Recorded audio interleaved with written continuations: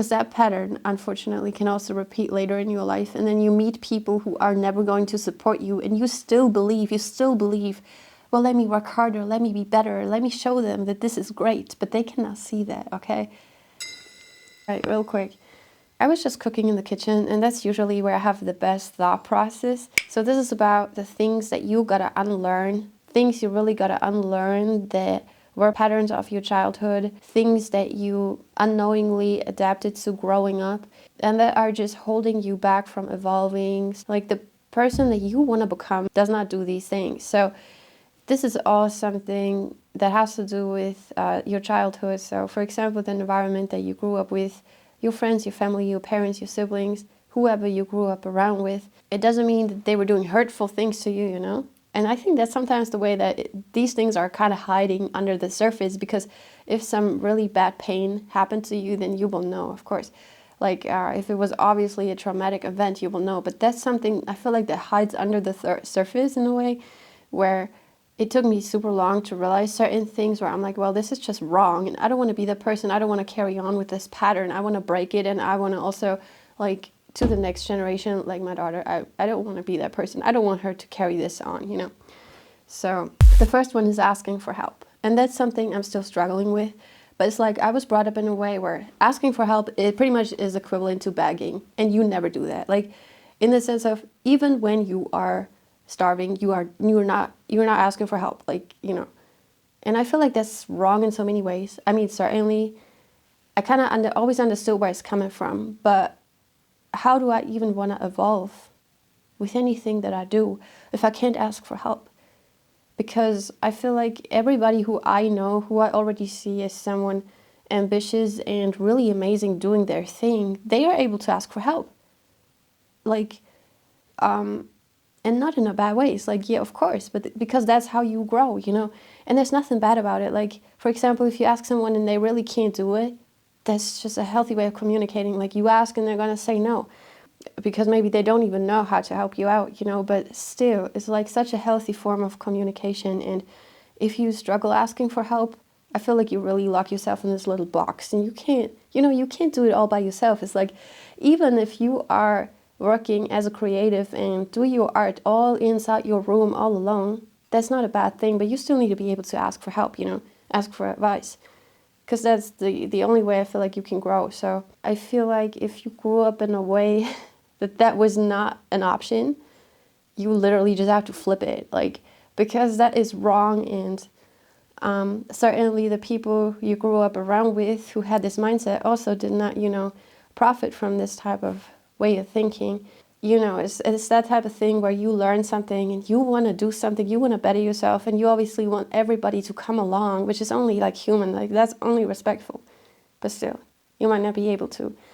But also noticing these patterns in the people around you is already like a form of you getting better and self-reflecting even more, and then, you know, it's gonna happen. So even now, me taking this video, I will ask for help more often in the coming weeks. Like, this piece of human interaction in my life is just so amazing, and I'm grateful for everybody that I got. Hard work will never teach you a healthy money mindset. Hard work, in that sense, will never lead to wealth. So many of us are certainly growing up with this mindset of, yeah, you have to have one job or two jobs, and then, you know, it's never really adding up. Like, you're never really left with anything end of the month, end of the week, whatever. And you feel like, yeah, I'm being this good person, you know, I'm going to work, I'm making money, but it's never enough. The more you work should give you more, but you're never going to have more. Because I feel like right now I'm separating this so hardcore, and I'm still learning, as I said, but a wealthy mindset, like a good, healthy relationship with money, is completely separated from the fact that you are a hardworking person. You have, I don't know how many jobs, and you show up for everyone, you take responsibility. That's one thing. But unfortunately, just to say like that in this capitalistic world we live in is completely separated. Like, you can literally be hardworking every single day of your life and never have a dollar left to spend at the end of the day for yourself.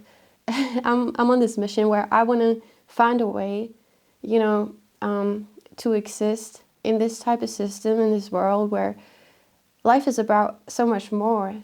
And it doesn't mean that you are, you know, more poor. It means you're actually on the path to wealth, even though you're doing your art stuff, you know what I mean. But I think that's something for more videos. I bought so many books kind of on this subject, because to me now a healthy mindset with money is super spiritual in that sense. So I bought books that are kind of in all directions. It has nothing really to do with a finance book or a blueprint book of how to do it, how to build your business. Like, those books are usually really tough for me.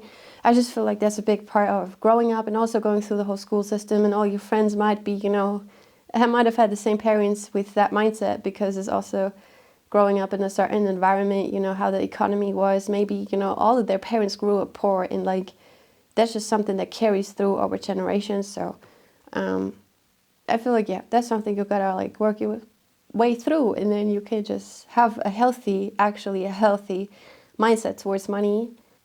Because if you like money, the money likes you too, right? Like, that's the thing. I couldn't care less about money, but in the sense of, hey, I can definitely love money if it loves me back, and I never need to worry about it again. I'm good, that type of thing. Anyway, the last one is probably the most emotional. But before that one, setting boundaries is key to everything. If you grew up around people who never had any boundaries, how would you be able to set those? Imagine the opposite. Imagine you grew up in a place where people had healthy boundaries. They actually, were able to address when something didn't go right. Because addressing something doesn't mean a big fight. All these like toxic ways of how you shouldn't be communicating, it doesn't mean that. Just saying no is not a bad thing in itself. It just like, that's the first test if you can have a healthy conversation with someone. Actually really hard to figure that out, because sometimes it can be super calm, but there still are no boundaries. Because if there was a boundary expressed, maybe it wouldn't be calm no more. So I think people can literally be in a really toxic type of relationship, and they're not going to be loud, it's not going to be just the chaotic, dramatic household like relationship type of thing. It can be really calm, and there's still no boundaries, So once again, that's something that you don't really notice, because you're like, well, things are okay. That's something I love so much now. If you can be honest and say no, and it will still always be on the same level of respectful communication. Nobody is raging out, nobody is getting loud, nobody is saying inappropriate things, because it is just this type of respect, like that type of level of communicating. But if you've never been around that, that's hard to start with. And then growing up, it's like your cycle of people, or the first relationship you get into, probably gonna have the same pattern, and then you don't realize that, and you're still not able to say no, and it's never gonna lead to a conversation. It's never gonna lead to any progress in that sense. Because, for example, maybe you are with someone who cannot really listen to you. So anytime you express your boundaries, they're not listening, so that's not leading to anything. That's something I had, for example. Or on the other hand, you are with somebody, if you were to like express a no, they would never accept it. They would just laugh about it, that type of thing. So that's also not leading to anything, because it is actually important. And a respectful conversation should be like, okay, I see where you're coming from. I might not understand it, but like, that type of dynamic. And I feel like I went through most of my life without having any conversations like that. I'm just realizing as of recently how there's so many people out there you can have those conversations with. I was just hanging around the wrong crowd, I guess. And yeah, that's just how it is. And then it's crazy how it kind of plays out, like how it works out. If you are in that environment, somehow you can exist, but it just doesn't lead to anything. And it's just so tough, like realizing it probably was the way you grew up, right? Because imagine if your parents have healthy boundaries, and that's what you see every day, like you see such a healthy way of communicating, isn't that something that you see as normal? Isn't that something you adapt later in life? I don't know. Like, I think I didn't have that. I just feel like for those people, it's going to be much easier to at an earlier point in life to get their shit together. Well, in that case, yeah.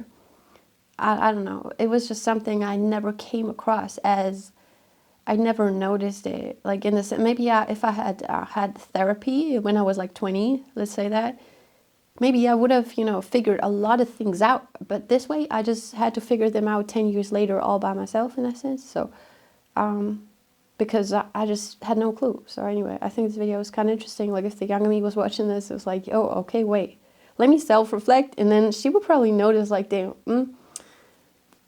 I actually never say no. Like I actually never confront people. I actually feel a certain way, but I do not express it, and it lingers forever and just keeps building up, and it's actually problematic because I do rage out and I do have mood swings like that. Maybe have a mood disorder. Like what? This is my conclusion at that point was I should be diagnosed.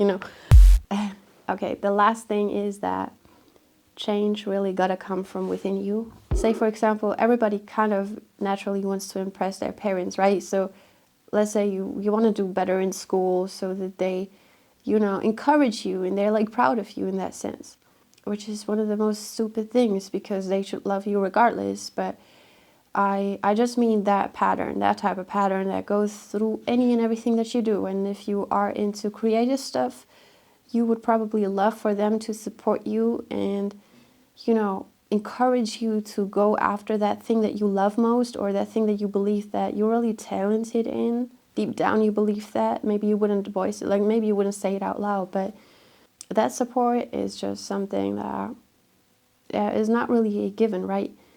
And I definitely used to believe I will show you in that sense. I will show you in 10 years I still want the same thing, and then you will notice that this was the right thing for me. And now I'm this old that I can say it never changes. This sounds awful, but I still want the same things that I wanted 17 years ago. Imagine that. And I knew back then that I was going to be saying this right now. I literally knew. But the one thing I didn't know is that the person I'm now thinking about would still have the exact same answer if I were to, talk about this thing that I really want. Because I was thinking this person is going to say, oh, wow, now you wanted this. I remember, for 17 years you wanted this. Just do it. Like, this is the answer I will never get. It's always going to be the same thing. It's always going to be an answer that basically doesn't encourage me to go after the thing that I want. Is always going to be a really, like, in the sense of selfish, honestly, just an opinion. And that never changes because you cannot change a person, even if, you are closely related or grew up around them. So it's like, honestly, in that point, I'm sometimes thinking, well, if I was to move to LA and be really successful, I probably still will make you happy like that. That would be my thing then. I gotta be happy for that myself. But I could literally be really amazing at what I do and it still won't change a thing. And that's something I know for sure now, but that's like such a harsh truth to swallow, especially growing up. It's like you really believe doing more will get you the attention and the will get you the encouragement, but it's really not like that. And I wrote it here, you trying harder is never going to get you the attention, love, the validation. It's not going to make anybody proud. You could literally be the best and still it would not change a thing. Therefore, that is a response to never chase. Because end of the day, you will always be hurting. So you can only really fall in love with what you do and do it for yourself in that sense. Because that pattern, unfortunately, can also repeat later in your life. And then you meet people who are never going to support you. And you still believe, well, let me work harder, let me be better, let me show them that this is great. But they cannot see that, okay? Maybe, as much as that hurts, maybe that's the only path. If you really keep going because you love it that much, maybe that's the only path that leads to elevation, actually ascension in that sense. Because then you separate yourself, you spend time alone, you spend time with God and your dream. And that's really all that matters then. And then you just realize, wait, something changed. Something actually changed now that I was not, in this environment. I was not around those people no more, around those patterns no more. I was not trying to chase nobody's attention no more. I was not trying to get nobody's love anymore. Because you find it in yourself. You lean into that fully and you realize, well, you center God in your life. You center your own journey, your path. that's actually the way, because like God is always leading you the right way, right? There's no wrong in that sense. So whatever you have been always dreaming of going after, that's actually your path, most likely. But I think that's the biggest lesson you can possibly learn. Also, it's one of the most painful things ever, because just this pattern repeats until you literally find yourself. Like, you literally love yourself more. You know, you love yourself more because you can't anymore. You just can't no more. And then you also decenter those people from your life, right? I'm not saying cut them off. I'm saying keep a healthy distance, and they cannot get to you no more. And once you center God, you center your path, like, you know, your soul's journey is actually the way. That's all that matters, really. That's all for the video. But I just felt like I had these thoughts on my mind while I was cooking, and that's usually when I really order my thoughts well. That's just some patterns from your childhood. I feel like that you carry on through later relationships, like or really close friendships, and you don't really realize what's going on. In some like that was my case, at least. Like, I didn't realize what was going on for so long, and then once you get to realize what's going on, it's like you have suddenly, like, you have outgrown these things, and now you see it from a different perspective. But as long as you are following that pattern, I feel like they are hidden, because it is not something that obvious, you know. If there's something really traumatic happening, like, let's say somebody had, you know, somebody is like ill, or is like hurting you physically, or is dying, like, you know, those things are obvious in that sense. But these things that I was talking about is not that obvious. So, because you can literally be in a toxic relationship without any physical violence, you know, without all of these things. It looks pretty calm from the outside, but it's like a storm on the inside. Sometimes I feel like, dude, emotional abuse is just as painful as the other thing. Whatever you're going through, I'm really proud of you, because you are outgrowing those old patterns since you made it to this part of the video, for sure. Let me know in the comments what you want to hear me talk about next. There's many things I love to address. I guess this channel by now definitely gives you a pretty good catalog of what I'm about. And we're going to change the format this year, but January is always a slow month, also supposed to be. Actually, I've been way too much thinking about way too many things. I should really like get off my phone and lean into meditating and prayer. Like, that's actually the goal. But now that I said it, hopefully I'm gonna do it.